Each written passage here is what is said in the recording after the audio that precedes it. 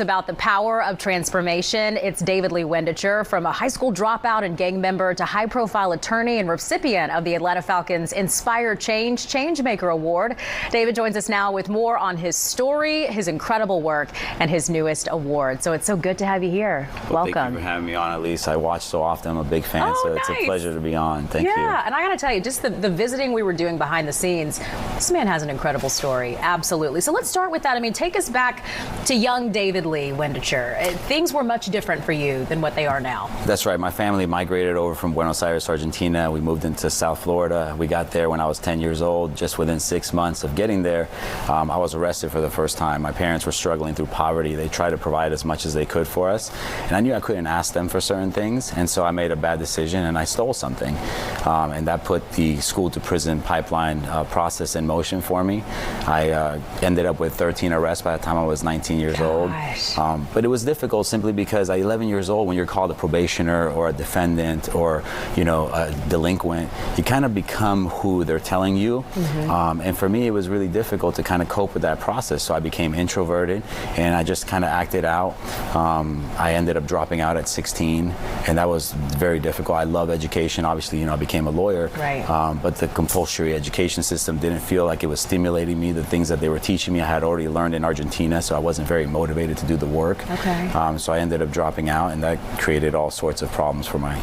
Yeah, I mean, I can only imagine that by all intents and purposes, it just felt like people had given up on you, right? That's right, like, except just for my family. You off, yeah. Except for your family. Except for Incredible. My family. So what was the spark here? How did you go from all of that to the David Lee that we see right now? What happened? So there were a few catalysts for me. I'm the oldest of four. I have a younger brother and two sisters. And at one of my arrests, when I was serving time, I had got out, and when I came home, I knew that they were going to be following my footsteps, just to their behaviors, the things that they were saying. And that kind of broke my heart, because I got into all the things that I was doing to try to get my family out of poverty. I didn't want to drag them into ruin. So that was a catalyst. And then I met a girl who really believed in me. She ended up helping me get back into school. I dropped out at 16. She helped with the GED. She helped me get into college. And I gave my life to God on October 16, 2001. Wow. And that became the catalyst. I told him, I said, look, I've been trying to control the situation. I'm not good at it. You take over and help me find a purpose in life, because this is not what I envisioned for my future. I don't want to be in the prison system. I want to do something that is meaningful in my life. Wow. So it took people saying you could be more, that you could do more to get to where you are. So you ended up in Atlanta, you said, because you ended up in law school here, right? That's right. Yes. Yeah. So I applied to 50 law schools. This was in 2009. So criminal justice reform wasn't even a discussion back then. And so people saw my criminal history and they were like, no, thank you.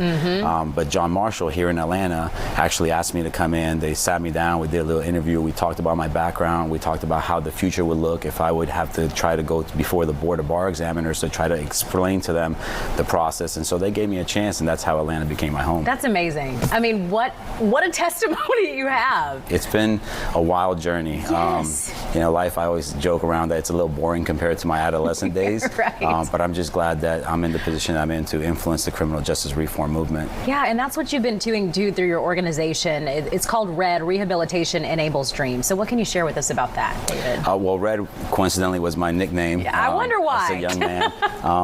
But so what we do is we focus on evidence-based curriculums for individuals who are charged with nonviolent offenses. What we do is we provide them with peer forensic mentoring. We provide them with access to a state-issued ID, a GED or a high school diploma.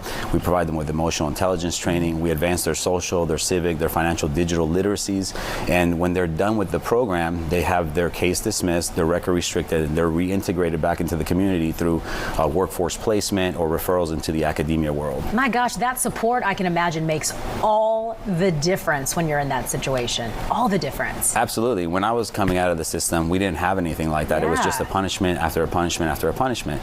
And so what we realized is there's been a ton of data that tells us that nonviolent offenders can be reintegrated effectively when they're given access to opportunity, resources. Employment is the number one thing. If you can get a job, you can actually stay out of the criminal justice system. Housing is the second one. So, you know, there's been a ton of folks that have done all of the research that provide provided us with the roadmap on how to create a program that would put people back into the community as taxpayers rather than tax burdens.